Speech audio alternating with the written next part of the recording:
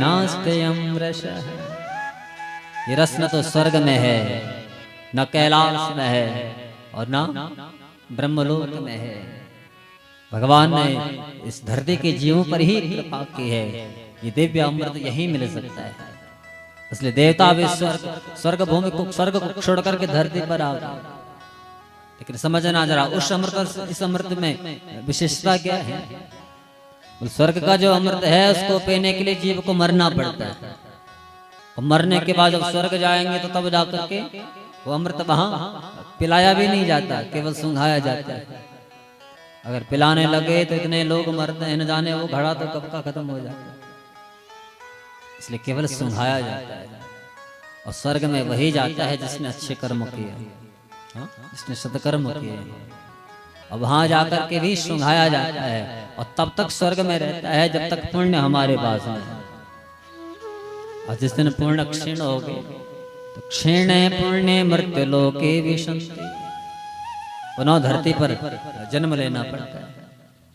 तो उस अमृत को पीने के लिए पहले शरीर को शांत करना है, तब जाकर के वहां पहुंचना है, और तब कहीं उसका हमको दर्शन मिलता है।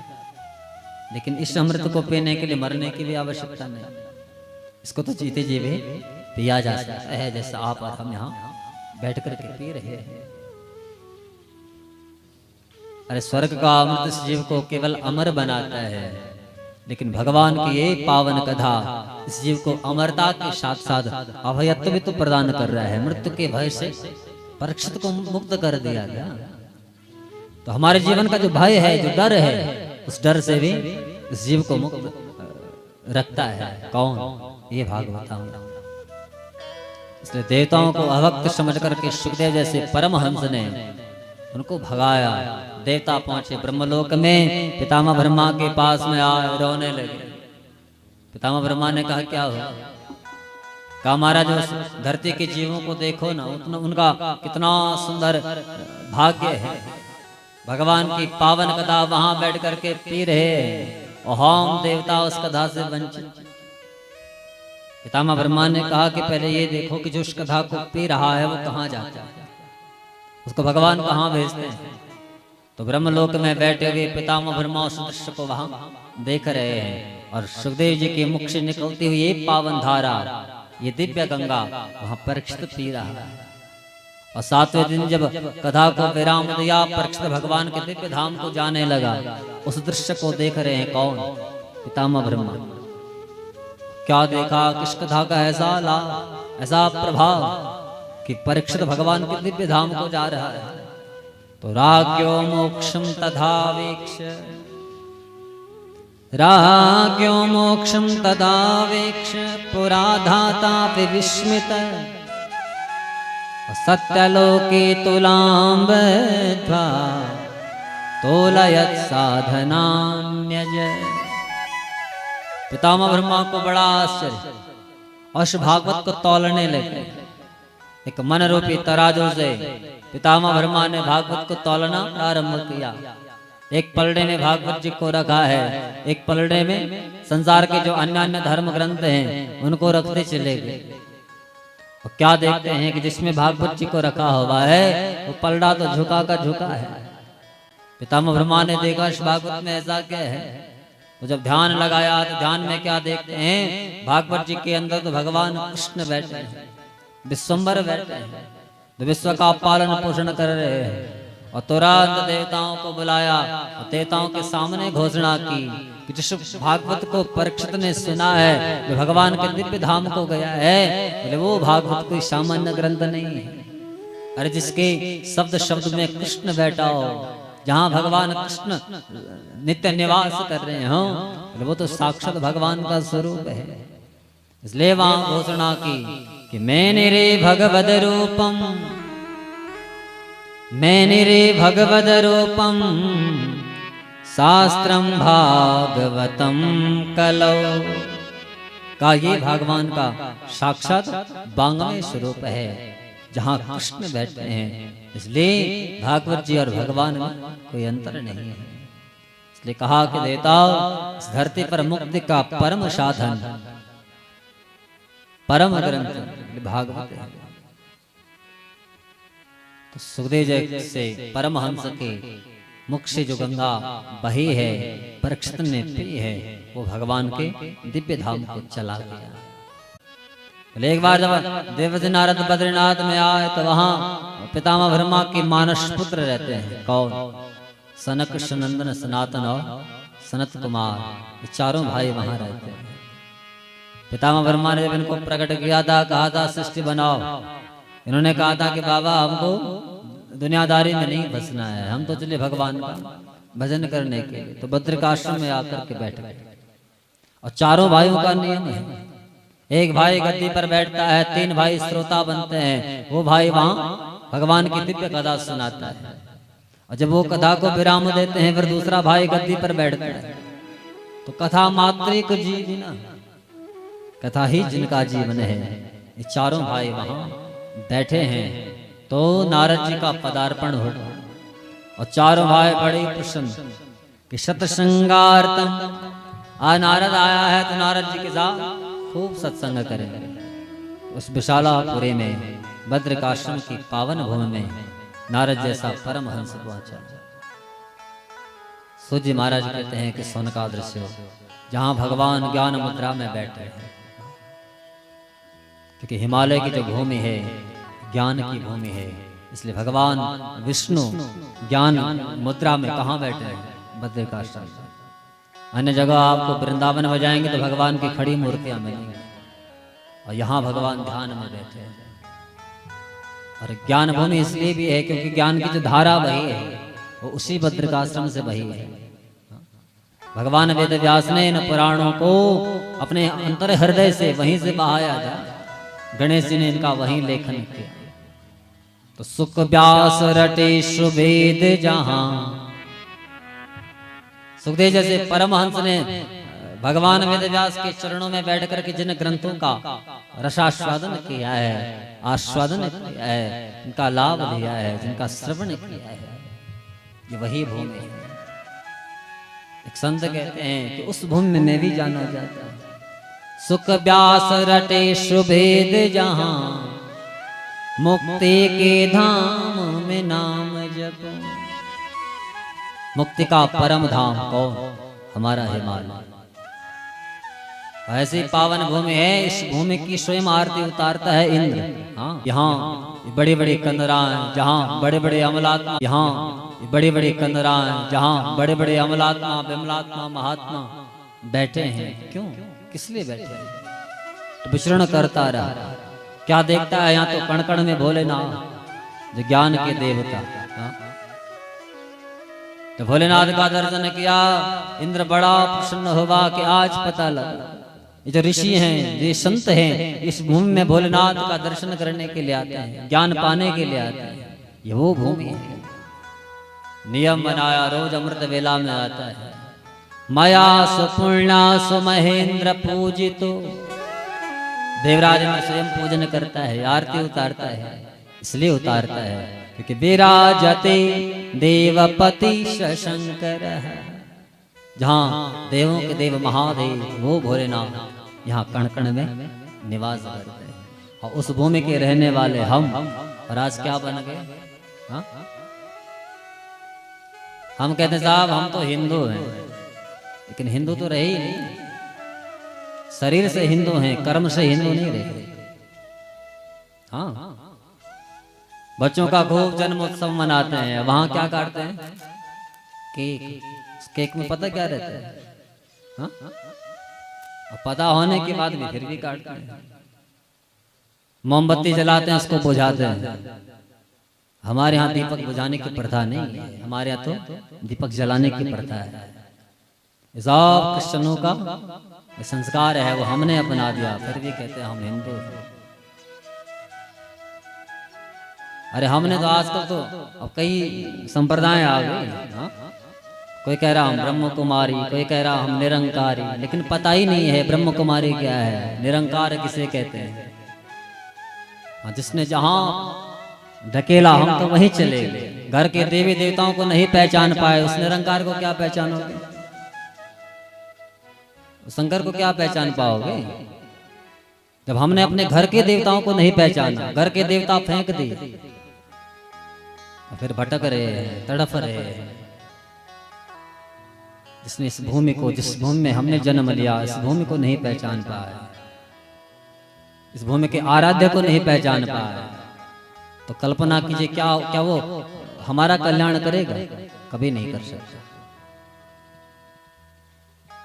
इसलिए इस भेड़ चाल में मत चलिए। हाँ, आजकल तो एक बड़ी प्रथा चली गुरु बनाने की। क्यों? हाँ? घर में पति का तो कभी मान सम्मान नहीं। हाँ? और स्त्री के लिए तो लिखा है हमारे यहाँ कि स्त्री के लिए सबसे बड़ा गुरु है उसका पति। स्त्री को तो अधिकार ही नहीं है दीक्षा लेने का। और सबसे ज्यादा दीक्षित कौन हो रहे हैं? स्त्रियां। देवी भागवत में लिखा है कि स्त्री को कभी गुरु धारण नहीं करना चाहिए। उसके लिए सबसे बड़ा गुरु है उसका पति, सबसे बड़ा देवता है उसका पति, सबसे बड़ा मित्र है उसका पति, सबसे बड़ा सखा है उसका पति। घर में तो रोज डंडे बज रहे हैं, कहाँ गए हैं गुरु जी के पास? कभी कल्याण। ये कुछ बातें ऐसी हैं, भले ही आपको बुरी लग रही हो, लेकिन सत्यता है।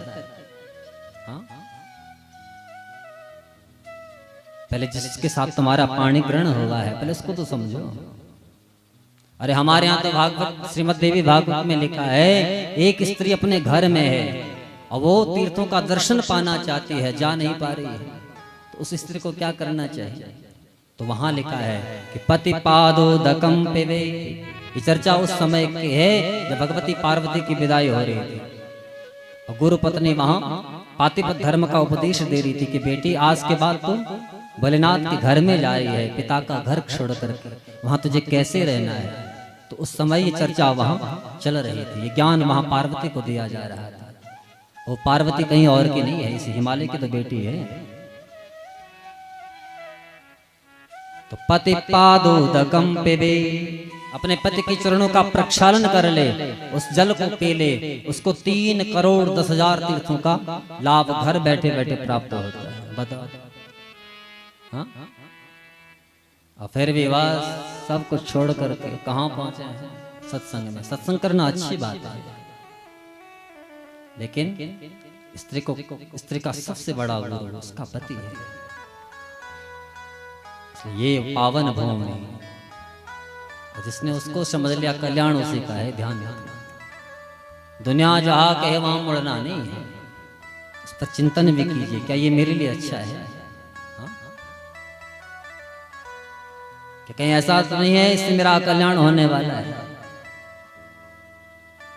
घर में बाल बच्चे परेशान, परिवार परेशान, और तुम चले हो। केवल स्त्रियों की बात नहीं है, पुरुषों के लिए भी है। घर में पत्नी परेशान, बच्चे परेशान, और तुम लगे, उसको भी भक्ति नहीं कहते। पहले जहां तुम हो, पहले उनको तो प्रश्न रखो। वहां रोज आंसू बह रहे हैं, तुम भगवान के मंदिर में खूब घंटा घड़ियाल बजा रहे हैं, इस भक्ति का भी कोई लाभ मिलने वाला नहीं है। इसलिए इंद्र ने इस भूमि में उन ऋषियों को देखा, कण कण में भोलेनाथ को देखा। साहब ये तो ऐसी पावन भूमि है, यहाँ तो त्रिवेणी बैठती है, माँ गंगा जो जगत को पावन कर रही है, बाबा शंकर जो यहीं केदार में विराजित है, भगवान विष्णु बद्रिकाश्रम में बैठे हैं। तो विचार कीजिए, जहाँ के आराध्य शंकर हों, शंकर से बड़ा कोई गुरु हो सकता है? हाँ? विष्णु से बड़ा कोई गुरु हो सकता है? तो उनको समझने का प्रयास कीजिए, उनके चरणों में रहिए, कहीं भटकने की आवश्यकता ही नहीं है। आए 2 मिनट हिमालय की पावन भूमि, विशालापुरी की इस पावन भूमि को प्रणाम। फिर कथा गंगा में आगे प्रवेश। हो बद्रीनाथ श्री बद्री विश्वम्बरम, बद्रीनाथ श्री बद्री विश्वम्बरम, बद्री विश्वम्बरम, बद्री विश्वम्बरम, बद्री विश्वम्बर, बद्री विश्वम्बर, बद्री विश्वम्बरम, बद्री विश्वम्बरम,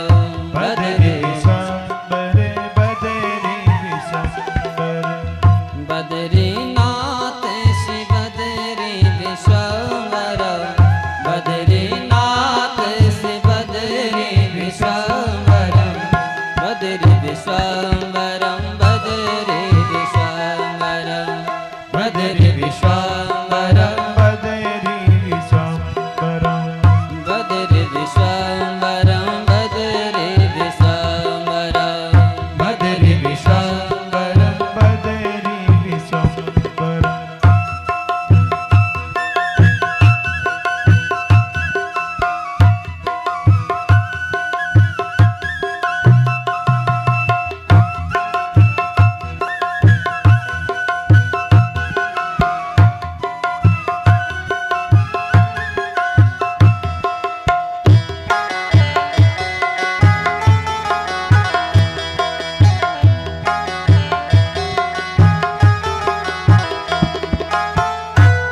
वैकुंठ है ज्ञानी भूमि ऋषि मुनियों की ये तप की भूमि वैकुंठ है ज्ञानी भूमि ऋषि मुनियों की ये वैकुंठ है ज्ञानी भूमि ऋषि मुनियों की ये तप की भूमि वैकुंठ है ज्ञानी भूमि ऋषि मुनियों की तप की भूमि जगदाधार से बद्री विश्वम्भरं जगदाधार से बदरी विश्वम्भरं बद्री विश्वम्भरं बद्री विश्वम्भरं बद्री विश्वम्भरं बदरी विश्वम्भरं बद्रीनाथ से बद्री विश्वम्भरं बद्रीनाथ बदरी विश्वम्भरं बद्री विश्वम्भरं बद्री विश्वम्भरं बदरी विश्वम्भरं बद्री विश्वम्भरं बद्री विश्वम्भरं बद्री विश्वम्भरं बदरी विश्वम्भरं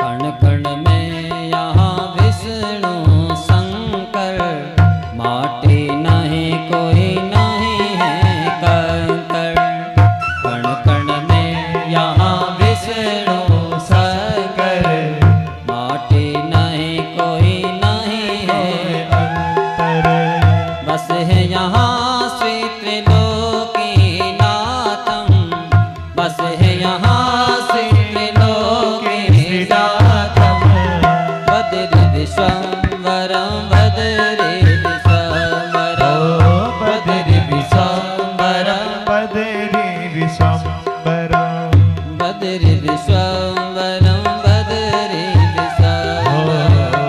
बदरी विश्वम्भरं बदरी विश्वम्भरं बद्रीनाथ से बद्री विश्वम्भरं बद्रीनाथ बदरी विश्वम्भरं बद्री विश्वम्भरं बद्री विश्वम्भरं बद्री विश्वम्भरं बदरी विश्वम्भरं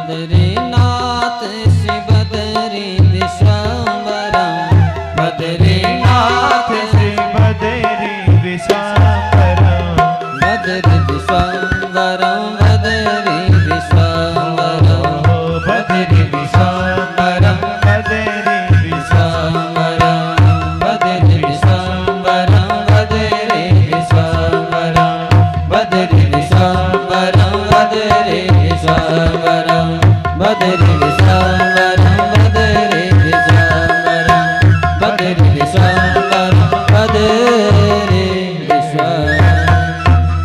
भले बद्री विशाल भगवान भगवान की जय। तो एकदा हि विशालायां चत्वार ऋषयो मला। नारद जी का आना, सनकादिक ऋषियों का देखना, मुख कमल की जो कांतिमा है वो वर्जित बिल्कुल धूमिल। सनकादिक ऋषि ने कहा, करे नारद क्या होगा? कथम ब्रह्मंदेन मुख कुतश्चिंतातुरो भवान्। अरे नारद, संसार को ज्ञान देने वाला, हाँ? और आज इतना उदास चेहरा लेकर के यहाँ भद्र का आश्रम में आया है, ये मुख की कांतिमा कहाँ चली गई? ऐसा लगता है जैसे किसी कृपण का धन किसी ने चुरा लिया हो। तेरी ऐसी चाल है। गत वित्तो यथा जना। क्या हुआ? नारद ने कहा कि भैया क्या बताओ, धरती पर आया था भगवान का भजन करने के लिए, अनेक तीर्थों में गया, वहां मैंने क्या देखा? बड़ा पाखंड। तीर्थों में जाकर के संतों को देखता हूँ। मैंने सोचा था यहाँ बड़े बड़े संत रहते हैं, लेकिन वहां जाकर के क्या देगा कि संत तो पाखंड में लिपटे हैं, और पाखंड तो पाप का खंड है। सनकादिक ऋषि ने कहा, हम समझे नहीं। कहा कि भैया तीर्थों में गया, बाहर लिखा था ये मौनी बाबा का आश्रम है, वहां से सबसे ज्यादा शोर सुनाई पड़ता है। नाम रखा है ब्रह्मचारी जी महाराज, और सबसे ज्यादा बच्चे उसके हैं। अपने आप को त्यागी जी महाराज कहते हैं, और सबसे ज्यादा वैभव उसके पास में। कहा कि भैया जब त्यागी है तो वैभव का एक है, जब ब्रह्मचारी है तो पुत्र किस काम के? हाँ? मैंने सोचा इनके बीच में नहीं रहेंगे, उनके कारण पूरा संत समाज ही बदनाम है। विडंबना ये है कि हमको वही सबसे ज्यादा अच्छा लगता है। हाँ? तपसी धनवंत दरिद्र गृही कलिकौतक जात न तात सही। हम कलिकाल के प्राणियों को, जिसके पास खूब वैभव हो, बड़े बड़े महलों में रहने वाला, आश्रमों में रहने वाला, बड़ी बड़ी गाड़ियों में चलने वाला, हमको वो सबसे बड़ा महात्मा दिखाई पड़ता है। और जो भजनानंदी है, भगवान का भजन करता है, हाँ हमको लगते तो पाखंडी है। ये हमारी स्थिति है। नारद जी कहते हैं कि भैया मैंने विचार किया इनके बीच में रहना ही नहीं। मैंने तीर्थों का त्याग किया, गृहस्थियों के पास में। यहाँ आकर के क्या देगा कि जिस परिवार में पुरुष का चलावा चलना था, वहां उसकी सुनने वाला कोई नहीं। बोले फिर कि तरुणी प्रभुता गे, तरुणी प्रभुता गे, श्यालक बुद्धिदायक कन्या।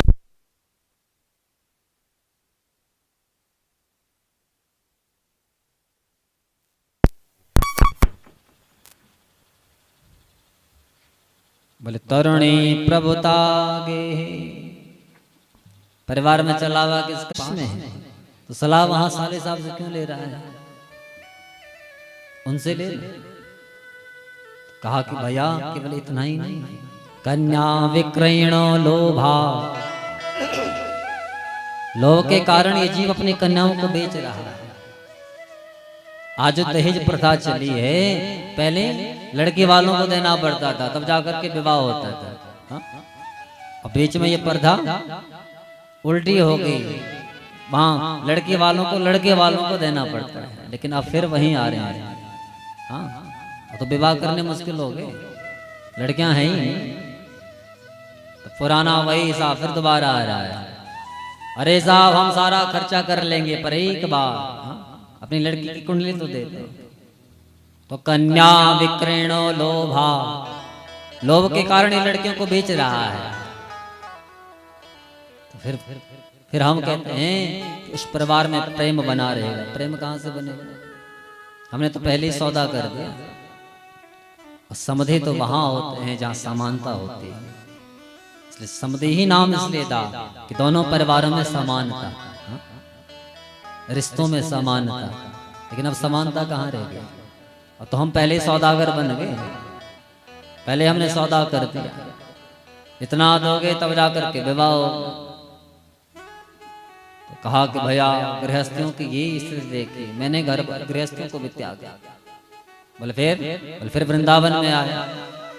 वृंदावन में आकर के एक और आश्चर्य, एक युवा तरुणी अवस्था एक स्त्री की वो लेटी हुई है, हजारों स्त्रियां उसकी सेवा में, 2 पुरुष वहां लेटे हैं वृद्ध अवस्था में। मैंने उस दृश्य को देखा, मन में भाव आया एक बार उसके पास जाकर के पूछूं कि देवी तुम कौन हो। लेकिन फिर विचार करता हूं कि अगर वहां चला गया, वहां हजारों स्त्रियां हैं, मैं अकेला पुरुष, अगर इन्होंने मुझे कुछ अपशब्द कह दिए मेरा संपत्ति तो नष्ट हो जाएगा। इसलिए कहा कि या मैं उस स्थान से वापस आने लगा। उस समय उस स्त्री ने मुझे आवाज लगाई कि भो भो साधो क्षणम तिष्ठ, कि भो भो साधो क्षणम तिष्ठ, मच्चिंतामपि नाशय, दर्शनम तव लोकस्य सर्वथा गहरम परम। कहा कि भैया वो स्त्री मुझे कहती है भो भो साधो, नारद जी को साधो कहकर के पुकार रही है, जबकि नारद जी को देवता। मेरा नाम भक्ति है।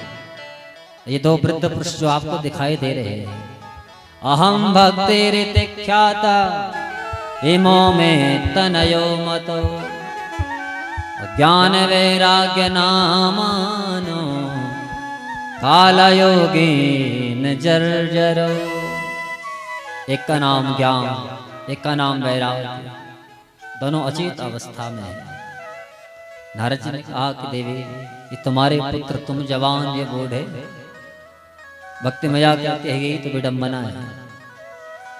कहा कि देवी तो बताओ तुम्हारा जन्म कहाँ होगा? भक्ति मैया कहती है कि उत्पन्ना द्रविणे साहम, उत्पन्ना द्रविणे साहम वृद्धिम कर्णाटके गता, क्वचिन क्वचिन महाराष्ट्रे गुर्जरे जीर्णतां गता। ये भक्ति मैया की वाणी है। उत्पन्ना द्रविणे साहम, द्रविड़ नाम दक्षिण भारत। भक्ति मैया कहती है द्रविड़ में जन्म, बड़ी कहाँ? कर्नाटक में, विस्तार हुआ महाराष्ट्र में, खंडित हुए गुजरात में। कैसा हो सकता है? और जिस समय की ये चर्चा है उस समय न तो कर्नाटक प्रदेश था, न कोई महाराष्ट्र प्रदेश था, न कोई गुजरात प्रदेश था। उस समय तो इसका नाम अजनाब खंड था।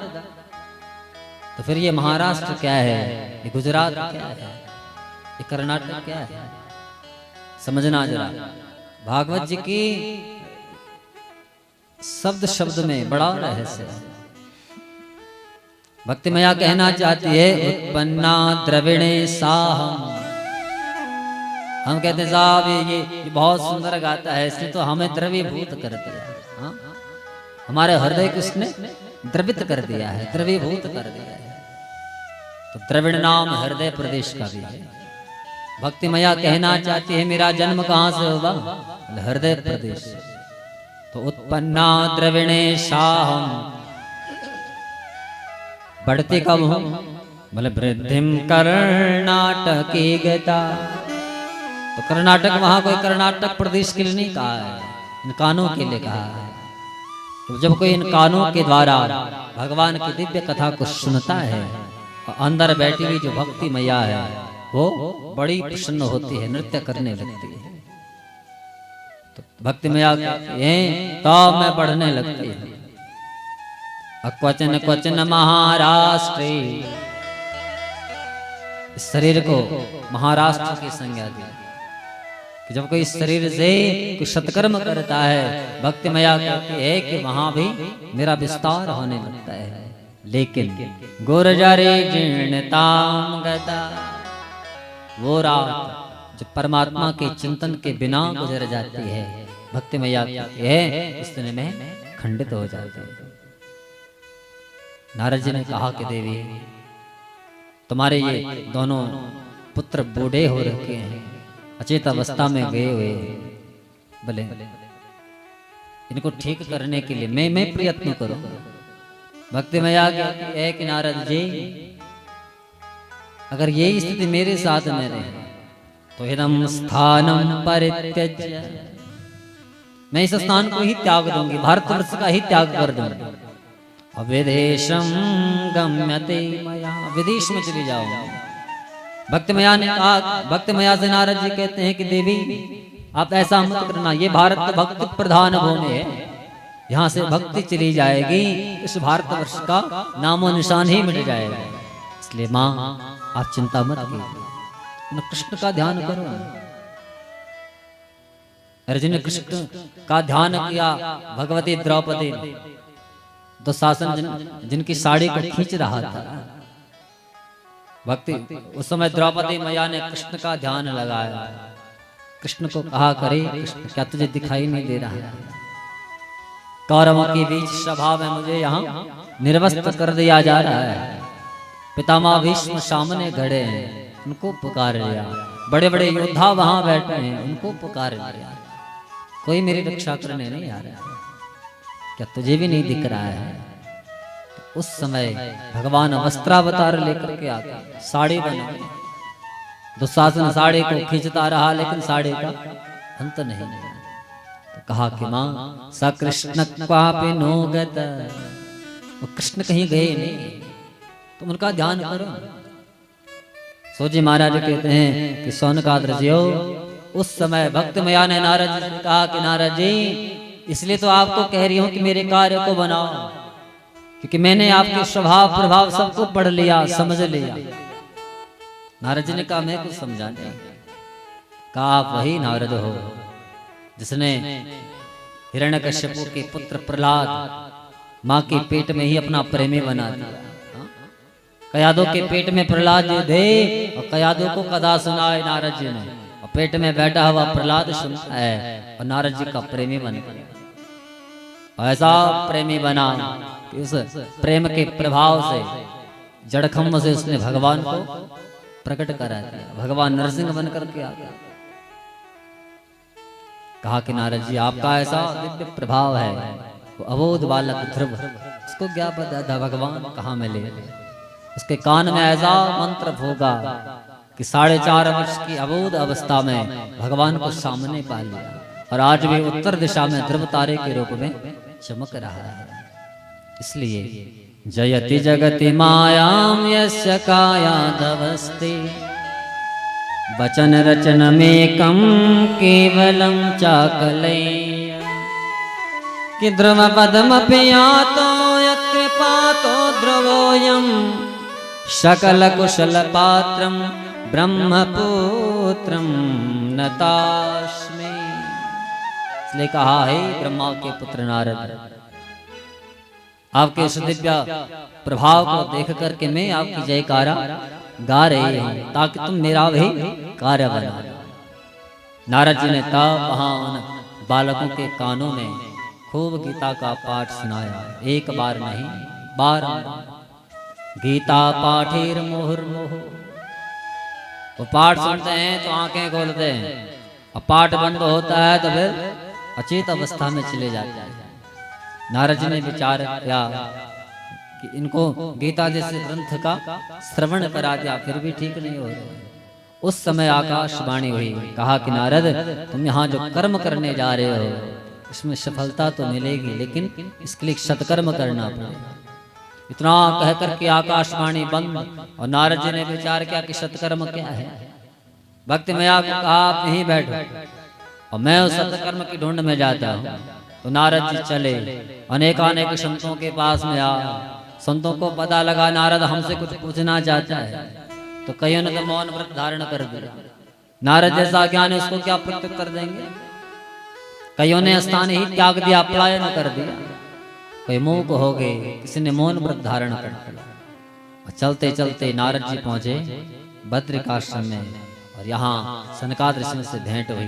कहा कि भैया उस सत्कर्म की ढूंढ में तुम्हारे पास में आया, अब बताओ ना कि वो सत्कर्म क्या है। सनकादिक ऋषियों ने कहा सत्कर्म को अपने पास लेकर के बैठा है और सत्कर्म की चर्चा हमसे करना चाहता है। नारद जी ने कहा कि भैया मैं कुछ समझा। कहा करे नारद वो सत्कर्म तुम्हारे पास में है। कौन सा? भागवत। कहा कि भैया भागवत में ऐसा क्या क्या क्या शक्ति है? मैंने वहां गीता जैसा ग्रंथ सुना दिया। सनकादिक ऋषि ने कहा कि भागवत तो वेद वेदांत उपनिषदों का सार है, रस है, एक बारी रस पिला के तो देख। नारद जी ने विचार किया, कहा कि भैया सत्कर्म अपने पास लेकर के बैठा हो, जिसका ज्ञान स्वयं व्यास जी को दिया, अब मुझे ही पता नहीं। अब तुम्हारे पास में आया हूं तब पता लगा इसमें तो रस ही रस है। अन्न शास्त्र तो केवल गुठली छिलका, उनका रस तो भागवत जी में है। कहा कि भैया ये ज्ञान तब प्राप्त हुआ जब तुम्हारे साथ सत्संग किया, इसलिए विवेक की जागृति सत्संग से ही होती है।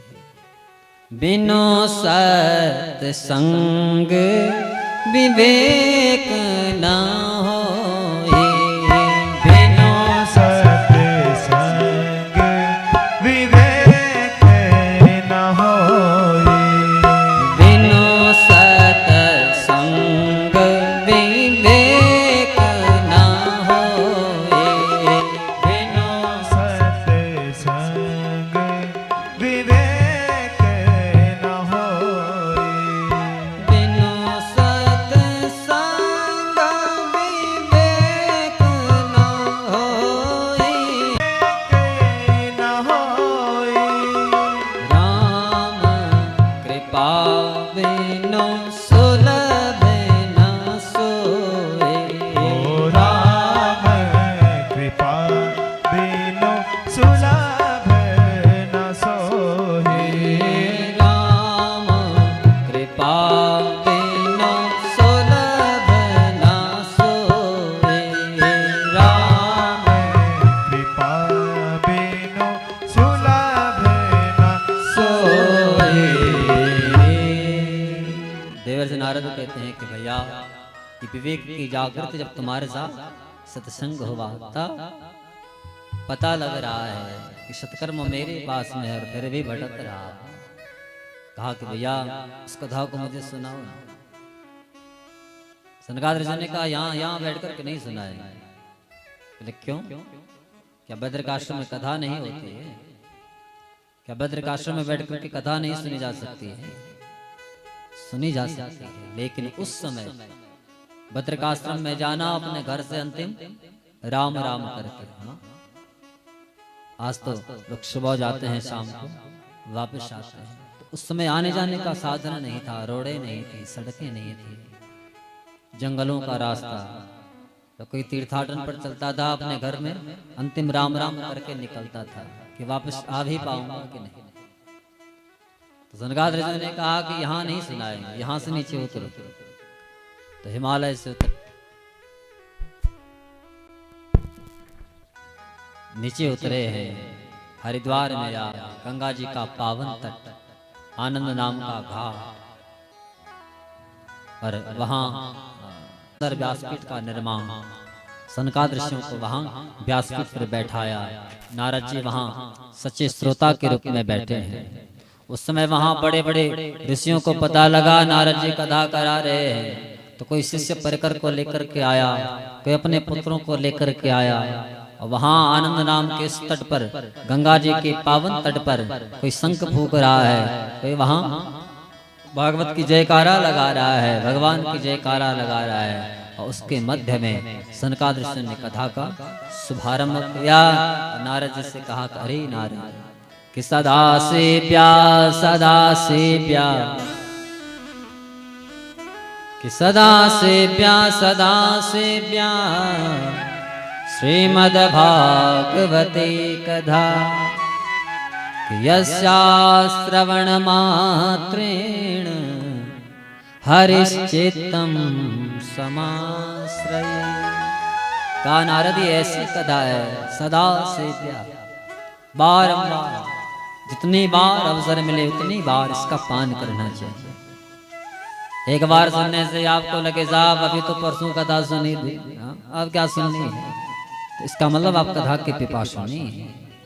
एक बार सुनने से जिसको तृप्ति मिल गई वो कथा का प्रेमी हो ही नहीं सकता। अरे तो ऐसी कथा है एक बार पी ली तो मन में भाव रखता है दोबारा कब मिलेगी। जिसने इसके स्वाद को चख लिया भागवत का पिपासु बन गया, वो तो धावंती दौड़ा दौड़ा चला आता है। इसलिए कहा कि सदा सेव्या श्रीमद् भागवती कथा। उसको सुनने से मिलता क्या है कि यस्या श्रवण मात्रेण हरिश्चेत्तम समाश्रय। इसका श्रवण करने से भगवान हरि आकर के हमारे चित्त में चिपक जाते हैं, बैठ जाते हैं। फिर राम उनको कितना निकालने का प्रयास भी करेंगे वो निकलने वाले नहीं है। ऐसी पावन कथा। तो ये कथा हो रही थी वहां किसके लिए, किसके लिए हो रही है? भक्ति मैया के पुत्र ज्ञान और वैराग्य के निमित्त। कहां पर? हरिद्वार में। वक्ता कौन है? अच्छा किसी को पता ही नहीं, अभी सुनाया तो था सनकादिक ऋषि। और श्रोता कौन है?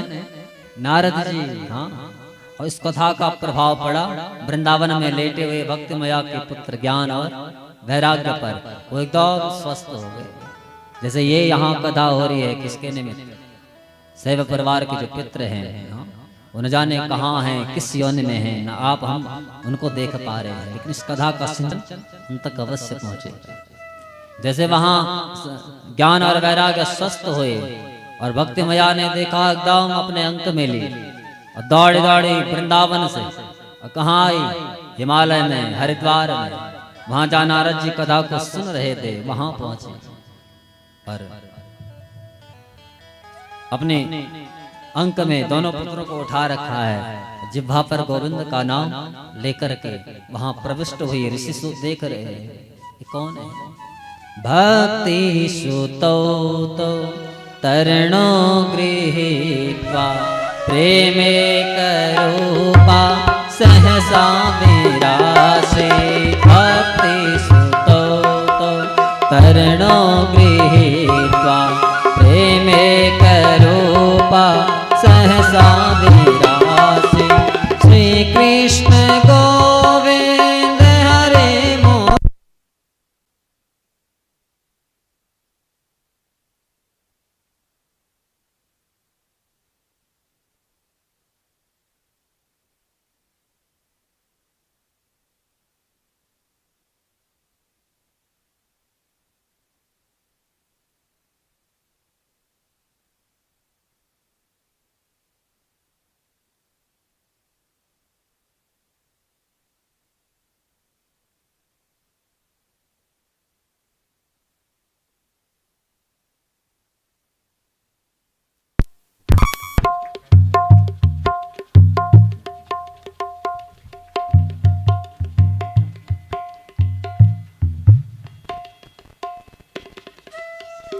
श्री कृष्ण गोविंद हरे मुरारी।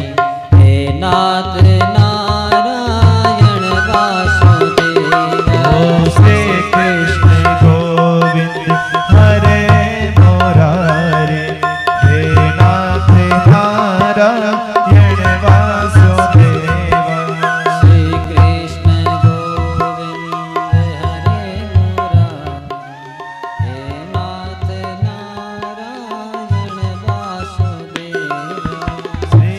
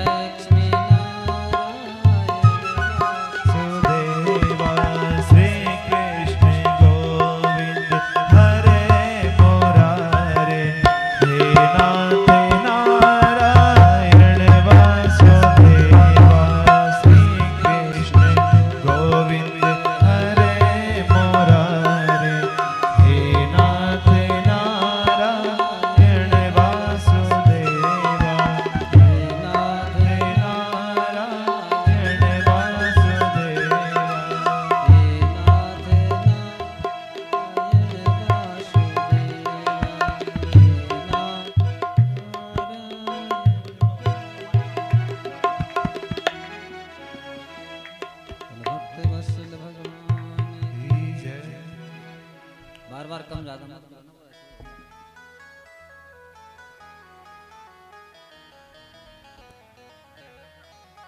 तो भक्ति मैया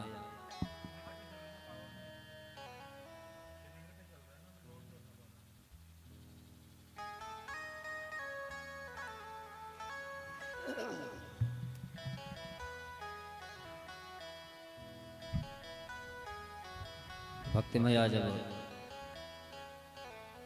वहां पहुंची तो मुनियों ने पूछा, एक दूसरे के साथ चर्चा कर रहे हैं, देवी कौन है, कहां से आया।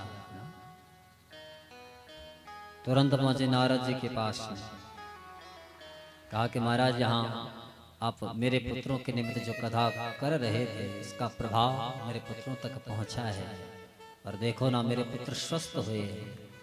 तो यहाँ आपने सबको आसन दिया है, लेकिन ये तो बताओ मैं कहाँ बैठा। अहम क्वतिष्ठामि।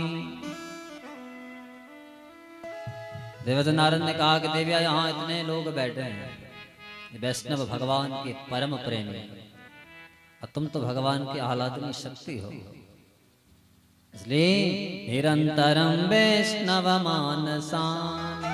यहाँ जितने वैष्णव हैं तुम सबके हृदय में जाकर के बैठ जाओ।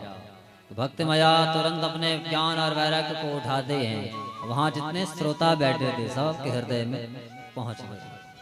भगवान ने देखा मेरी आह्लादनी शक्ति वहां मेरे भक्त के हृदय में चली गई।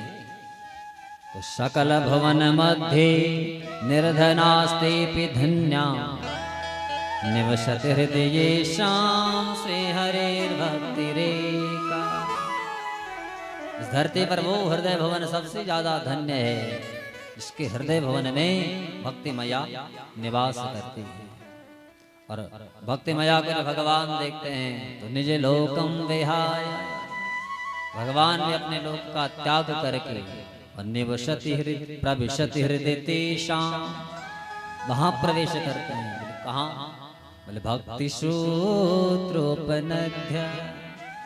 जहाँ भक्ति मैया बैठती है तो भक्त की डोरी में बंधने के लिए भगवान स्वयं उस हृदय भवन में पहुंचते हैं।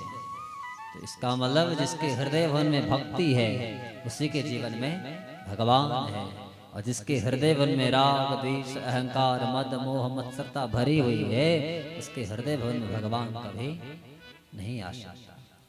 इसलिए अपने अंतर हृदय से आंतरिक शत्रुओं को बाहर निकाल हृदय भवन को पावन बनाइए, तब जाकर के भगवान वहां बैठता है।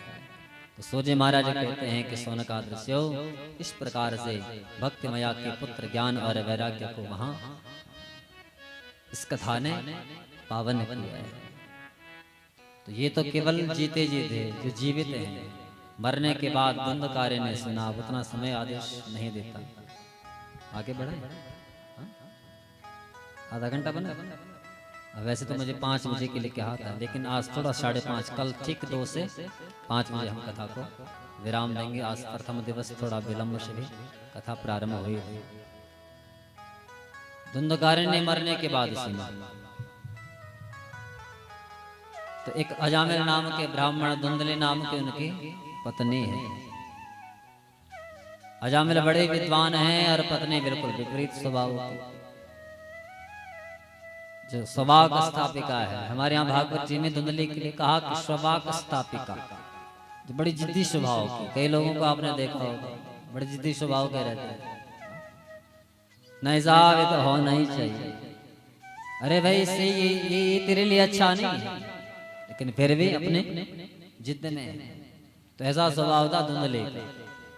आत्मदेव ने विचार किया मैं इतना विद्वान, इतनी विनम्रता मेरे जीवन में, पत्नी मिले बिल्कुल विपरीत स्वभाव की, तो पहला दुख तो वही है। दूसरा दुख, पितरों को जलांजलि देते हैं, तिलांजलि देते हैं, लेकिन पितर उनके हाथ का जल ग्रहण नहीं करते, ये दूसरा दुख है। तीसरा दुख क्या है कि घर में फलदार वृक्षों को लगाते हैं, वो फल ही नहीं देते। गाय लाते हैं, ब्याती तो है लेकिन दूध नहीं देती, थनों से रक्त की धारा बहती, दोबारा कभी ब्याती नहीं। सबसे बड़ा दुख कि संसार में है, गृहस्थ में है, लेकिन संतान का अभाव रहा। बहुत कर्म किए लेकिन फिर भी संतान नहीं है। एक दिन आत्मदेव ने विचार किया मुझे इस घर में रहना ही नहीं है, जिसके साथ रहना है वो बड़ी जिद्दी स्वभाव की है, उसके साथ संवाद करता हूं तो उन जाने क्या क्या बोलती है, इसलिए घर बार को ही त्याग दिया और जंगल में आ एक तालाब के किनारे रो रहे हैं, आंसू बहा रहे हैं। उस समय एक संत ने देखा, संत को लगा कि ये ब्राह्मण यहाँ भगवान की ढूंढ में आया होगा तो भगवान न मिले हो, इसलिए रो रहा है। इसलिए आत्मदेव के पास में आया, आत्मदेव से कहा करे ब्राह्मण देवता कि कथम ब्रह्मन् दीन मुख कि कथम रोदश विप्रत्वम् काते चिन्तावलीयसि कि वदत्वं सत्वरं मह्यं स्वस्य दुःखस्य कारणम्। कारी ब्राह्मण देवता क्यों रोते हो, क्या हुआ, क्या भगवान नहीं मिला? आत्मदेव ने कहा कि महाराज मैं यहाँ भगवान के लिए नहीं आया था, मेरे जीवन में संतान का अभाव है। एक दुख तो वो है, ब्राह्मण देवता के इस भाव को जब सुना संत ने, तो संत ने कहा अरे आत्मदेव इतना ज्ञानी होने के बाद भी अज्ञान में जीता है। अरे तो यहाँ संतान के लिए रो रहा है, कल के दिन तेरे जीवन में संतान आ गई, वो नालायक होगी, फिर क्या करेगा? आज उसके लिए रो रहा है, कल इसलिए रोएगा कि इससे अच्छा तो होता ही नहीं। अरे संतान हो, लायक हो जाए, हमारे पिता का हृदय चौड़ा हो जाता है, लेकिन नालायक हो जाए, हर जगह जहां जाते हैं उसके कृत्यों को सुनते हैं, मुंह छुपा करके चलना पड़ता है। तो यहाँ संत ने बहुत समझाया कि मुंचा ज्ञानम प्रजारूपम, मुंचा ज्ञानम प्रजारूपम बलिष्ठा कर्मणो गति विवेकम तु क्षमासाध्य त्यज संसार वासनम। अरे आत्मदेव इस अज्ञान को मुंच छोड़ दे, विवेक का आश्रय ले, इस चिंता में रह कि मेरा कल्याण कैसे हो, फिर भी यहाँ संसार की वासना में भी। आत्मदेव ने कहा कि महाराज आपको क्या पता गृहस्थ में संतान का सुख क्या होता है, लेकिन समझना जरा आत्मदेव के जीवन में दो पुत्र आए, एक लायक एक नालायक। लायक आए कौन? गौकर्ण, और नालायक धुंधकार। तो जीवन में पुत्र हो तो लायक हो गौकर्ण की तरह, जगत में पूज्य हो जाए, और जिसके नाम से उसके पिता को पहचाना जाए, उसकी माँ को पहचाना जाए, उस समय माँ और पिता को सबसे ज्यादा खुशी मिलती है। और पिता के नाम पर बेटे का परिचय दिया जाए तो पिता प्रसन्न नहीं होते, बेटा वहां प्रसिद्ध नहीं पाता है। बेटे ने संसार में प्रसिद्धि पाए, लोग कहें कि देखो ना ये उसके पिता जा रहे हैं, इसका मतलब बेटे ने इतना अच्छा कार्य, इतना अच्छा कर्म इस संसार में किया है, इतना नाम कमाया है। तो पिता जब सुनता है तो पिता का हृदय चढ़ा होता है। लेकिन नालायक हो जाए तो रोना पड़ता है। हमारे यहाँ शास्त्रों में लिखा है एक नालायक पुत्र हमारे 21 पीढ़ियों को नरक में लेकर के चला जाता है।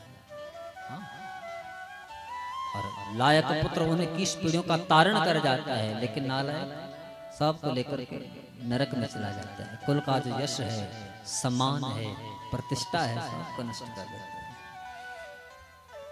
लेकिन फिर भी हाँ उन्हीं के लिए पागल। हमारे एक संत बहुत सुंदर भाव लिखते हैं कि किसी ने पूछा तेरा परिवार कितना है,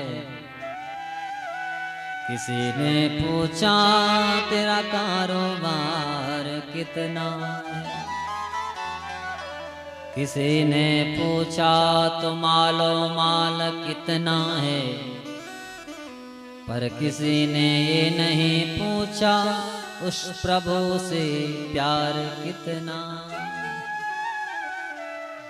ये संसारी जीवों की स्थिति है। हम कहीं जाते हैं यही पूछते हैं कि भैया तेरा बेटा क्या कर रहा है, कहीं नौकरी कर रहा है कि नहीं, कुछ कमा रहा है कि नहीं, कैसा कारोबार चल रहा है।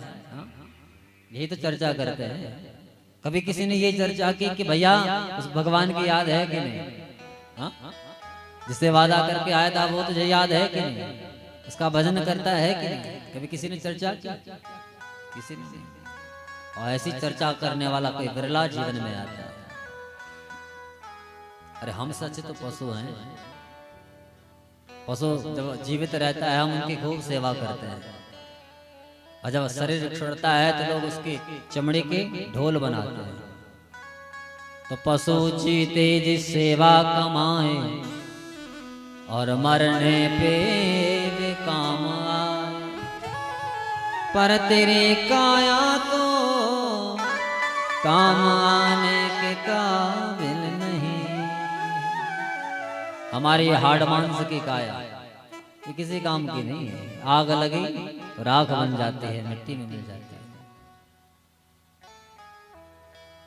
इसलिए जब जवान थे, मेहनत की, खूब नौकरी की, खूब धन इकट्ठा किया, अब पूछा भैया किसके लिए कमा रहे हो, तो जवाब मिलता है बच्चों के लिए। अरे कल के दिन ये कुछ कर पाएंगे कि नहीं, इसलिए थोड़ा इनके लिए बैंक बैलेंस बना दो। गई जवानी बुढ़ापा जो आया, जिनके लिए तुम पागल थे, जिनके लिए शरीर सुखाया, धन इकट्ठा किया, बैंक में रखा कि कल के दिन इनके काम आएगा, उनकी स्थिति क्या है? गई जवानी बुढ़ापा जो आया, सबको लगे रे अब तू पराया। बच्चे भी कहते हैं मर जा रे बूढ़े, अब तो कमाने के काबिल नहीं। उन बच्चों की नजर केवल आपकी संपत्ति पर, आपके धन वैभव पर है, आप पर नहीं है। कितने बच्चे ऐसे हैं जिनके जो अपने माँ और पिता के साथ में रहते हैं, कितने विवाह हुआ नहीं कि बूढ़े बूढ़े गांव में आजकल यही तो स्थिति है। हाँ, जगदम्बा प्रसाद चमोला जी ने क्या हो सिक्के पे तचने बड़े या केवल सूखे आमों में लौट रहे हैं, यही तो स्थिति है। तो गई जवानी बुढ़ापा जो आया, सबको लगे रे अब तू पराया। जब वृद्धावस्था में हमको उनकी आवश्यकता है, उन बच्चों की, उस समय वो हमको छोड़ करके चले गए। पर काय के पुत्र हैं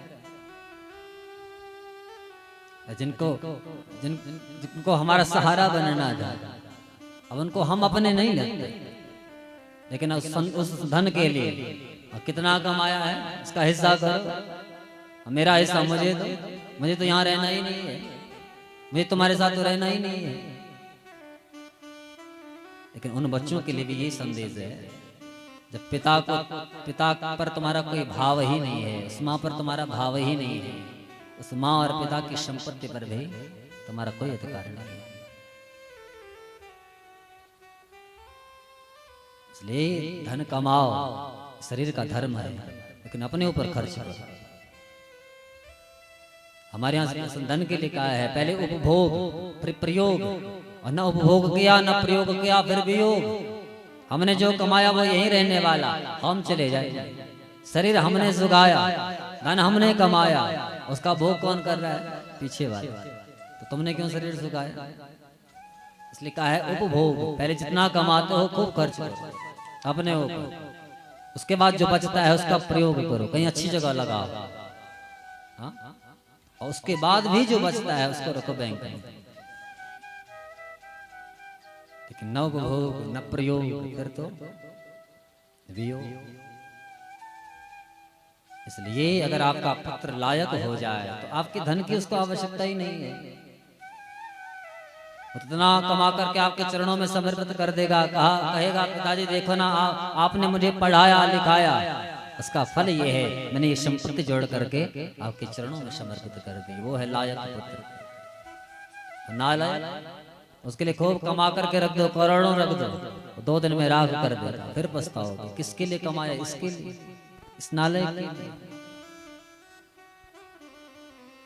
इसलिए यहाँ संत ने खूब समझाया, मुंचा ज्ञानम, ज्ञान को त्याग, आत्मदेव नहीं माना, सिर पटक करके रोने लगा। संत को लगा मेरे चरणों में मरेगा तो ब्रह्म हत्या लग जाएगी। एकदम उठाया, क्या चाहते हो?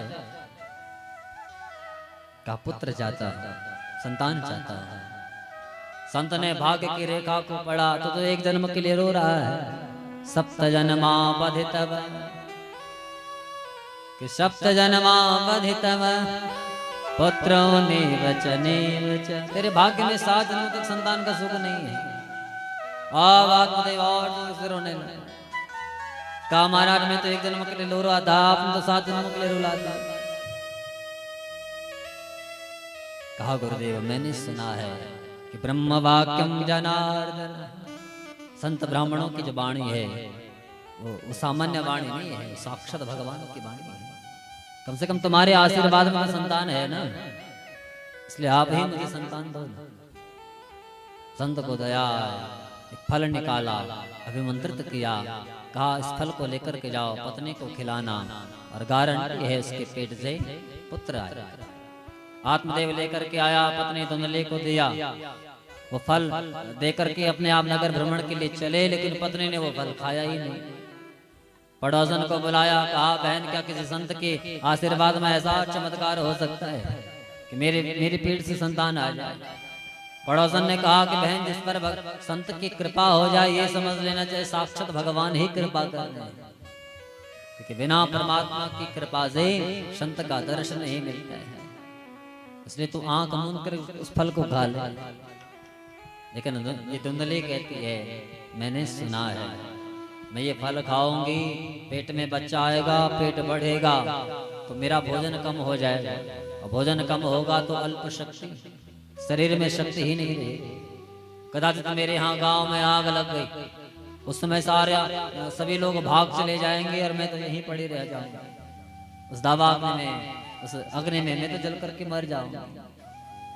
पड़ोसन ने कहा कितनी निर्बुद्धि है, भगवान कृपा कर रहे हैं, स्त्री का परम सुख होता है मेरे गर्भ से संतान आ रहा है, इस पर स्वयं भगवान संत के रूप में कृपा कर रहे हैं, लेकिन ये उस कृपा का अनुभव नहीं कर पा रहे। कहा कि बहन तेरी जो इच्छा तू कर। पड़ोसन तो चले गए, इसने अपनी बहन को बुलाया। बहन आए, तेरे यहाँ धन की कमी नहीं, मेरे यहाँ संतान की कमी नहीं। अरे अगर तुझे संतान चाहिए ना, मेरे गर्भ में बच्चा है तो एक कमरे में कैद हो जा, कालांतर में जब मैं बच्चे को जन्म दे दूंगी, रात्रि के अंधियारे में ला करके तुझे सौंप दूंगी। तो कहा इस फल का क्या क्या, फिर इसका परीक्षण करते हैं, संत की परीक्षा लेते हैं। तो वो फल खिलाया गाय। सूर्य कहते हैं कि सोन का दृश्य कालांतर में इस धुंधली की बहन ने संतान को जन्म दिया, लेकर के आए और धुंधली को वो पुत्र समर्पित किया। इसको खूब धन दे करके विदा कर दिया। धुंधली ने वहां ढिंढोरा पिटवा दिया कि मेरे गर्भ से संतान आई है। आत्मदेव बड़ा प्रसन्न, गांव के लोग बड़े प्रसन्न। लेकिन फिर उस गाय ने एक पुत्र को जन्म दिया, सर्वांग सुंदरम दिव्यम, इसका शरीर बड़ा सुंदर है, दिव्य कांतिमान, गाय के जैसे काम। आत्मदेव ने वो पुत्र भी देखा, बड़े प्रसन्न हुए। नामकरण हुआ, ब्राह्मणों ने नामकरण किया, अरे आत्मदेव गाय के पेट से निकला हुआ ये बालक, शरीर मानव जैसा, गाय के जैसे काम, इसलिए नाम रखते हैं गौकर्ण। दूसरे पुत्र का नामकरण करने लगे। धुंधली ने ब्राह्मणों को रोक दिया, कहा महाराज मेरे बेटे का नामकरण आप नहीं कर सकते। क्यों? कष्ट तो मैंने सहा है, इसलिए अपने बेटे का नाम नहीं रखूंगी। तो क्या रखना चाहते हो? कहा कि मेरा नाम धुंधली, तो मेरे बेटे का नाम धुंधकार। धीरे धीरे दोनों बड़े हुए, गौकर्ण जी ने खूब प्रसिद्धि पाई और ये धुंधकारी जगत में निंदनीय हो गई कि गौकर्ण पंडितो ज्ञानी, गौकर्ण पंडितो ज्ञानी, धुंधकारी महाखल, धुंधकारी महान दुष्ट। गौकर्ण जी परम विद्वान। एक दिन आत्मदेव के पास में धुंधकारी आया, जो अभक्षा भक्ष करता है, वैश्यागमन करता है। पिता के पास में आया, मुझे धन चाहिए। पिता ने कहा कि बेटा कुछ संग में चला गया, खूब समझाया। इसने पिताजी पर ही हाथ उठा दिया। आत्मदेव को बड़ा पश्चाताप हुआ। संत की बात याद आई। उस दिन कहा था, संत ने कहा था कि आज संतान के लिए रो रहा है, कल संतान के कारण रोएगा। अरे उस समय इसके लिए पागल था जो आज मुझ पर हाथ उठा रहा है। मन में भाव आया, मुझे संसार में रहना नहीं है। आत्मदाह करने के लिए निकले तो लायक पुत्र सामने आया। पिता का हाथ पकड़ लिया, कहा पिताजी कहाँ जा रहे हो? कहा मरने जा रहा हूं। बोले क्यों? बोले उसने मुझ पर हाथ उठाया। कहा पिताजी यही तो संसार है। इस संसार में जितना तुम जिससे प्रेम करते हैं वो अपना है ही नहीं, और फिर भी हम उससे नेह लगा करके बैठे। कहा पिताजी जब तक तुम्हारे मन से अहमता और ममता नहीं निकलेगी, जब तक इस पंचायती धर्मशाला को नहीं समझ पाओगे, तब तक उद्धार होने वाला नहीं है। 2 श्लोकों में सुंदर उपदेश अपने पिता को दिया। अंत में भागवत जी की पोथी थमाई पिता को जंगल में भेज दिया। आत्मदेव ने वहां भागवत जी के 10वें स्कंद का खूब पाठ किया और श्री कृष्ण माप नियतम 10वें पाठा 10वें स्कंद का पाठ करते करते अपने आप को मुक्त किया। पिताजी के जाने के बाद गौकर्ण जी भी तीर्थाटन पर चले। घर में धुंधली और धुंधकारी। एक दिन धुंधली के पास में धुंधकारी आया, कहा कि माँ मुझे धन चाहिए, नहीं देगी तो हनुष्य लत्तया नचे, जलती हुई लकड़ियों से मारूं। माँ के कानों में वही शब्द गूंज रहे हैं, मेरा बेटा मुझे जलती हुई लकड़ियों से मारे। रात्रि में नींद ही नहीं आई। घबरा करके पास में एक कुआं, उसमें जाकर के इसने भी शरीर शांत कर दिया। धुंधकारी स्वतंत्र हो गया और वैश्याओं को घर में लाया। चोरी करता है, डकैती करता है। उन वैश्याओं को भी लगा ये तो रोज चोरी करता है, कभी पकड़ा गया तो हम भी चपेट में आ जाए। एक दिन खूब धन चुरा करके लाया। इन्होंने धुंधकारी को एक पलंग पर बांध दिया, जलते हुए अंगारे लिए इसके मुख में डाला। तड़पता रहा, विलखता रहा, शरीर शांत हो गया। इसने जो धन चुरा करके लाया था, ये स्त्रियां उस धन को बटोर करके चंपत हो गई और धुंधकारी प्रेत योनि में चला गया। गौकर्ण जी को पता लगा, पितरों की शांति के लिए गया में जय गई, वहां पिंडदान किया, फिर अपने घर में आया। यहाँ आकर के क्या देखते को छाया का रूप बनाता है। पूछा कौन है? उसने परिचय दिया, अहम भ्राता त्वदीयोस्मि धुंधकारी नाम था।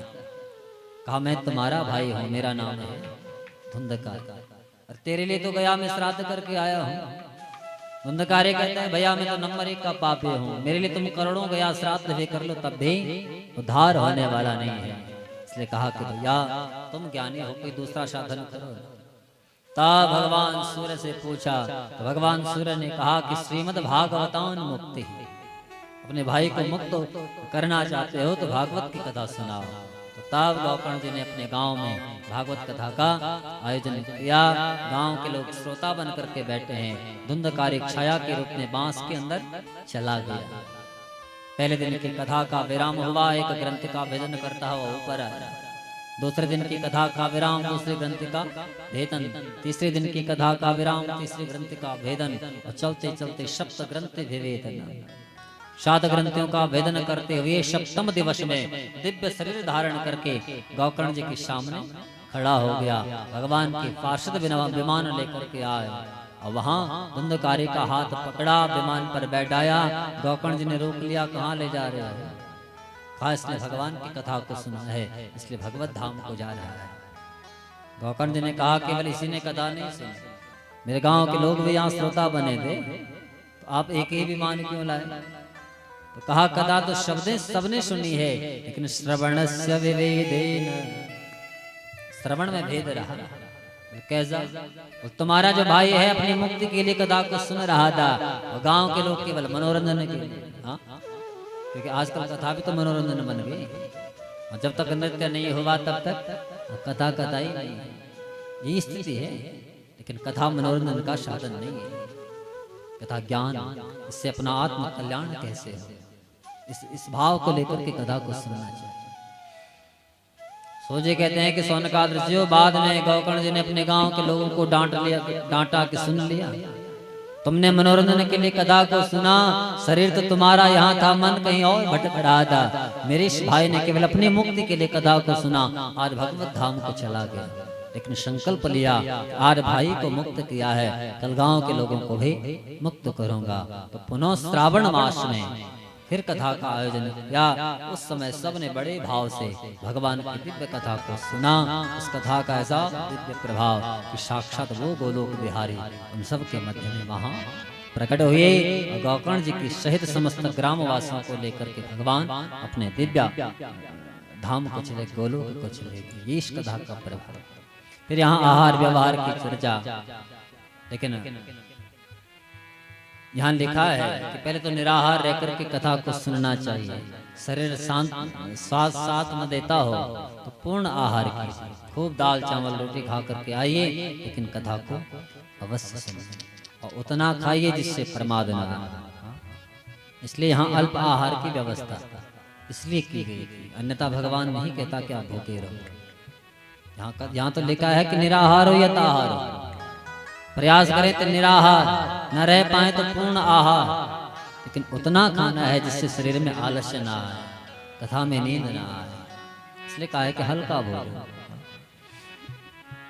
कहा कि महाराज कभी हमारे अंदर भी ऐसा भाव जगह कि हमें भी कथा का आयोजन करना है, तो फिर क्या करें? तो सबसे पहले किसी वैदज्ञ ब्राह्मण के पास जाकर के आप मुहूर्त लेकर के आए। इसलिए यहाँ लिखा है कि देवज्ञम तु समाहूय, देवज्ञम तु समाहूय मुहूर्तम पृक्षयत्नतः। ब्राह्मण के पास में जाकर के उनसे कहिए कि महाराज हम अपने घर में श्रीमद् भागवत कथा का आयोजन करने जा रहे हैं, इसलिए सुंदर मुहूर्त दो। जैसे आप लोग भी अपने कुलपुरोहित जी के पास में गए, हमारे राजन जी यहाँ बैठे हैं, तो पहले तो चर्चा ये थी कि 10 तारीख, हाँ पहले तो 10 से होना था, लेकिन फिर 12 तारीख से इस कथा का शुभारंभ ये मुहूर्त निकला है। तो कहा कि महाराज मुहूर्त मिल गया, फिर क्या करें? फिर तो धन की व्यवस्था। तो कहा कितना धन इकट्ठा करना है? तो यहाँ लिखा है भागवत जी में, एक भागवत का आयोजन करने में विवाही यादृशम वित्तम तादृशम परिकल्पये। जितना खर्चा एक कन्या के विवाह में आता है, उतना खर्चा एक भागवत सप्ताह को करने में आता है। अब कन्या का विवाह करोड़ों में भी होता है, लाखों में भी होता है, तो जिसकी जितनी सामर्थ्य उसके अनुसार आप खर्च कर सकते हैं। तो मुहूर्त मिला, धन की व्यवस्था हुई, तो कहा कि महाराज कहाँ बैठ कर के कथा सुने, स्थान कैसा होना चाहिए? तो फिर स्थान की व्यवस्था बताए कि तीर्थे वापि बने वापि।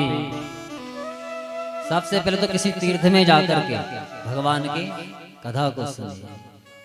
और कहा महाराज तीर्थ न मिल पाए तो बोले बने वापि, वन में जाकर जहाँ एकांत तो हो, एकांत में जाकर के भगवान की कथा का खूब आनंद।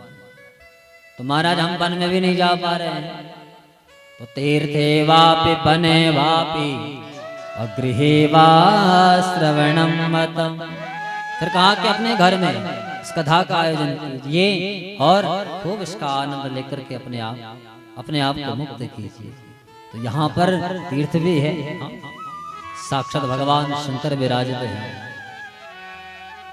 आपका घर तो है ही।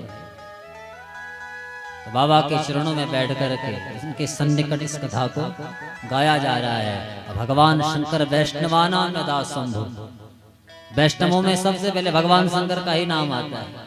तो जितना आनंद आपको मिल रहा है, उससे 100 गुना आनंद भगवान शंकर को मिल रहा होगा। उनके सन्निकट उन्हीं के आराध्य की पावन चर्चा गाई जा रही है। तो कितना सुंदर स्थान। अन्यथा ये कथा देहरादून में भी तो हो सकती थी, हाँ आपका तो वहां भी भवन है, वहां भी कर सकते थे, लेकिन शायद आपके अंदर भी ये भाव आया होगा कि हमें वहां बाबा के सन्निकट इस कथा को सुनना।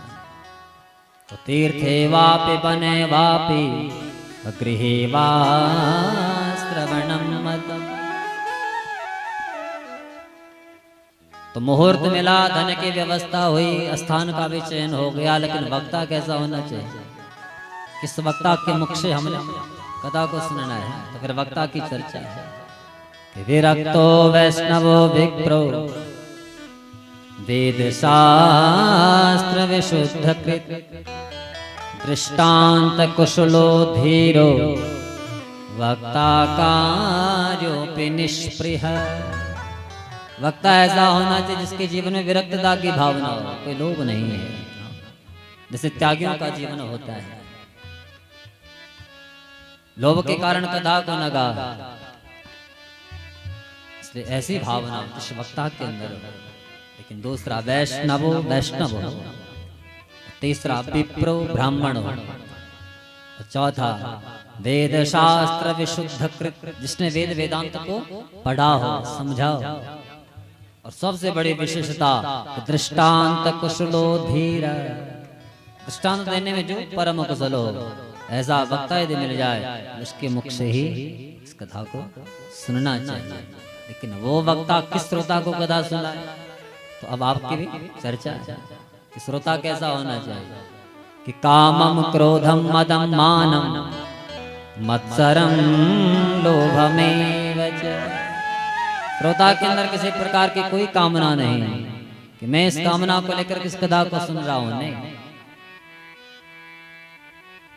क्रोध नहीं,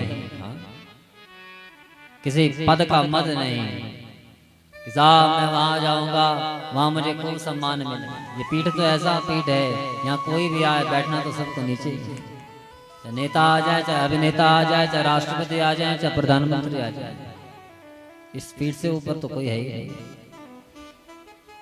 यहाँ आकर किसी के अंदर ये भाव आए साहब वहां गए दे, वहां तो हमको बैठने के लिए चेयर भी नहीं दी। हाँ? आप यहाँ चेयर में बैठने के लिए नहीं आए, शरीर साथ दे रहा है तो नीचे बैठिए और आराम से कथा का आनंद लें। किसी प्रकार की मद मत्सरता की भावना श्रोता के अंदर नहीं होनी चाहिए। भाव से कथा को सुने तब ये कथा कल्याण करती है। तो सूत जी ने वहां नैमिषारण्य की पावन भूमि में ये कथा सुनाई और कहा कि अंत में जब घर को जाएं तो भगवान का खूब कीर्तन गाएं, खूब भगवान का नाम लें। तो उस समय नारदादि ऋषि थे वो वहां पहुंचे, खूब भगवान का नाम संकीर्तन गाया। भक्त मया ने खूब नृत्य किया, सुखदेव जैसे परमहंस ने खूब वहां भगवान के दिव्य भागवत जी के श्लोकों का खूब गान किया है। और इस प्रकार यहाँ 6 अध्यायों के माध्यम से भागवत जी के महात्मा को विराम, कल से स्कंद में प्रवेश करेंगे और बड़ी दिव्य बृहद चर्चा समयानुसार आपके साथ हम करेंगे। 335 अध्याय पुराण में हैं, तो प्रयास रहेगा कि प्रत्येक अध्याय की कथा अब तक हम पहुंचाएं। कहीं विस्तार होगा तो कहीं समासीकरण से आगे हम बढ़ेंगे, तो जितना समय मिलेगा उसके अनुसार यहाँ गाने का प्रयास करेंगे। आइए भगवान को प्रणाम और उसी के साथ वाणी को विराम। श्री कृष्ण जिनका नाम है, गोकुल जिनका धाम है। श्री कृष्ण जिनका नाम है, गोकुल जिनका धाम है। ऐसे श्री भगवान को मेरा बारंबार प्रणाम है। ऐसे श्री भगवान को मेरा बारंबार प्रणाम है। श्री कृष्ण जिनका नाम है, गोकुल जिनका धाम है। श्री कृष्ण जिनका नाम है, गोकुल जिनका धाम है। ऐसे श्री भगवान को मेरा बारंबार प्रणाम है। ऐसे श्री भगवान को मेरा बारंबार प्रणाम है। ऐसे श्री भगवान को मेरा बारंबार प्रणाम है। ऐसे श्री भगवान को मेरा बारंबार प्रणाम है।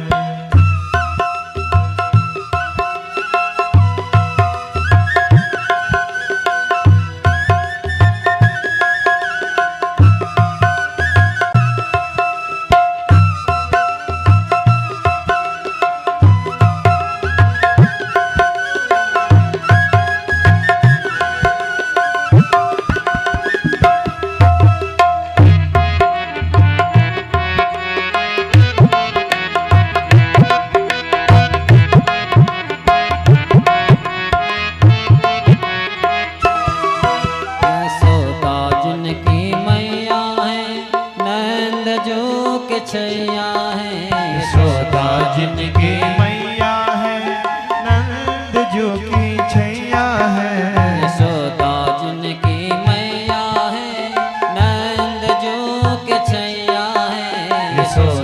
जिनकी मैया है, नंद जो की छैया है।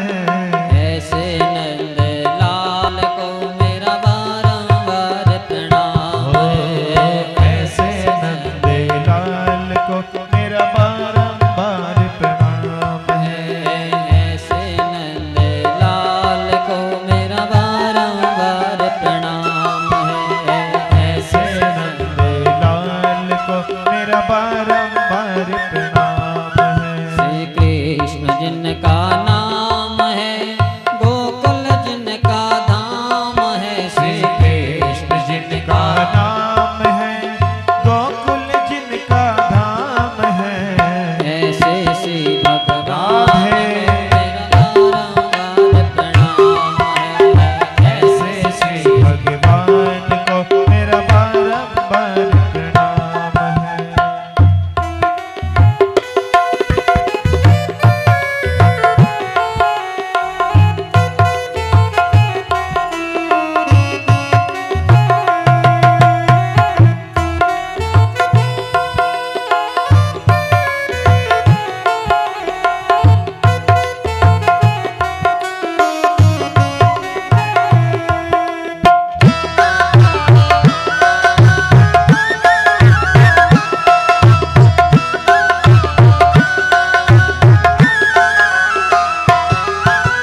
ग्वाल बाल संग धेनु चरावे, लोट लोट दधि माखन खावे। ग्वाल बाल संग धेनु चरावे, लूट लूट दधि माखन खावे। ग्वाल बाल संग धेनु चरावे, लोट लोट दधि माखन खावे। ग्वाल बाल संग धेनु चरावे, लूट लूट दधि माखन खावे। लोट लोट दधि माखन खावे।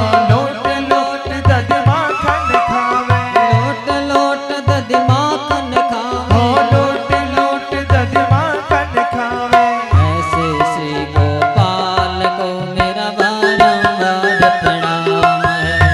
ऐसे श्री गोपाल को मेरा बारंबार प्रणाम है। ऐसे श्री गोपाल को मेरा बारंबार प्रणाम है।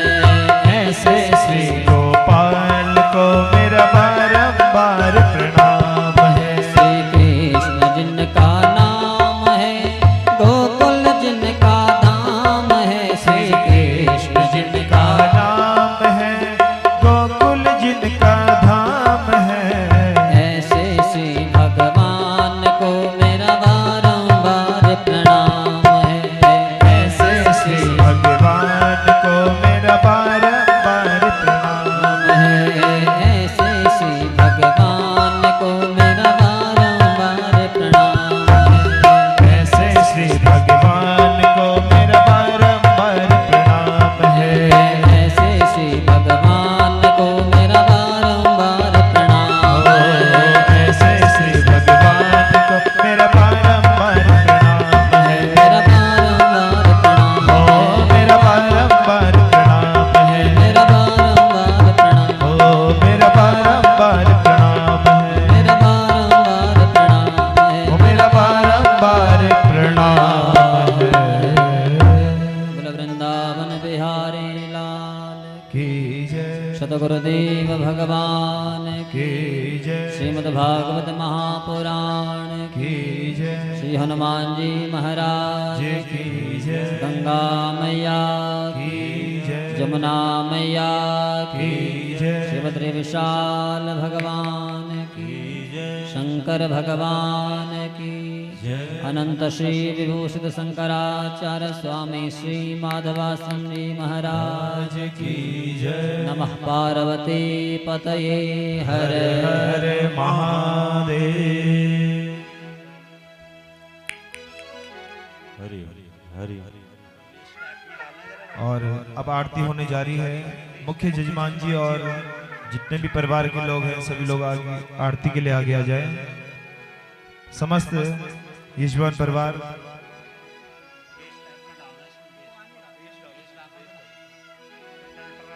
ओम श्री ज्वाला मालिने नमः। ओम चंद्रमा मनुष्यो जाते चक्षुः सूर्यो अजायत श्रोतान्द्वायुष प्राणश मुखादग्निरजायतः।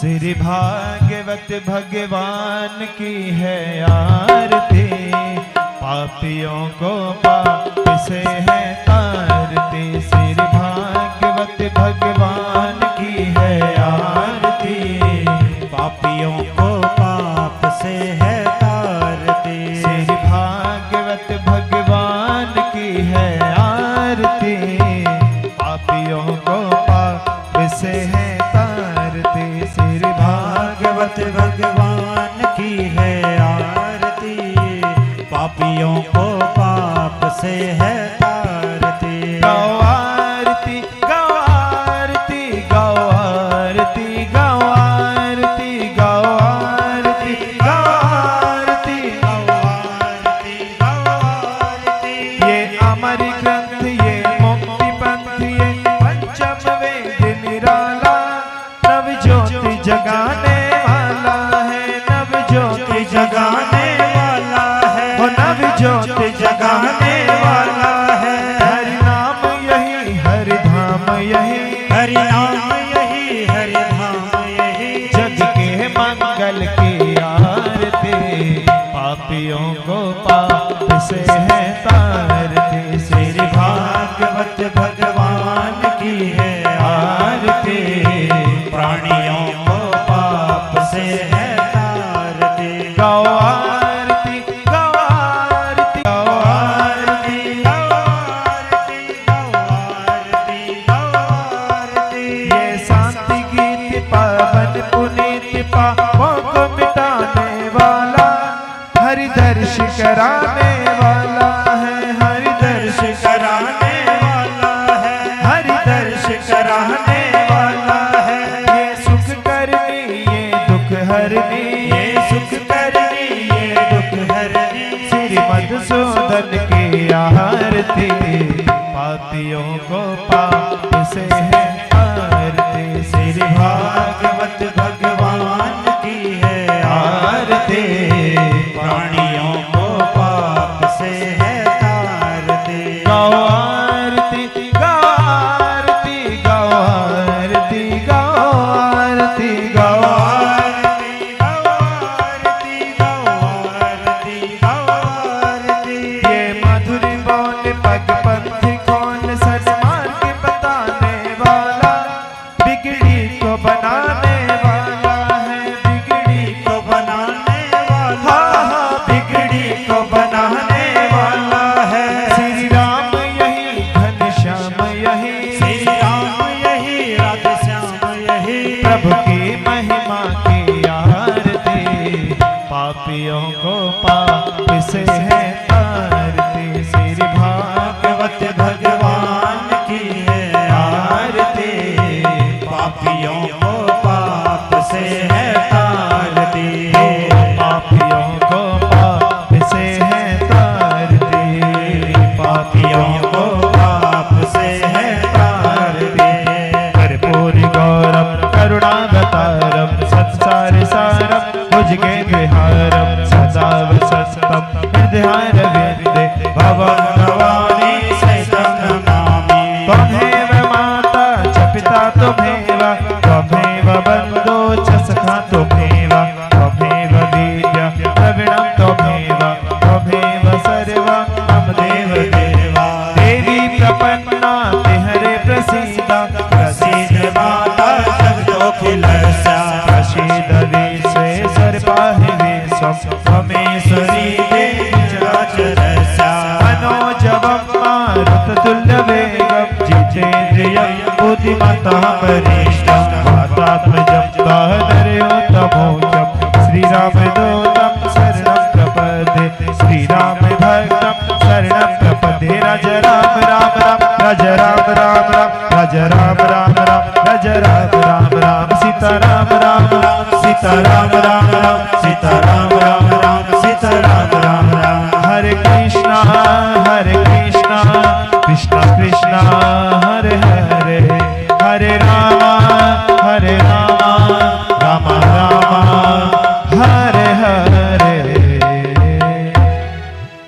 संसमध्यं सुतं तोयं भ्रामितो केशवो परे अंगलग्नं मनुष्याणां सर्वं दुःखं विपोहते सर्वं कष्टं विपोहते सर्वं पापं विपोहते।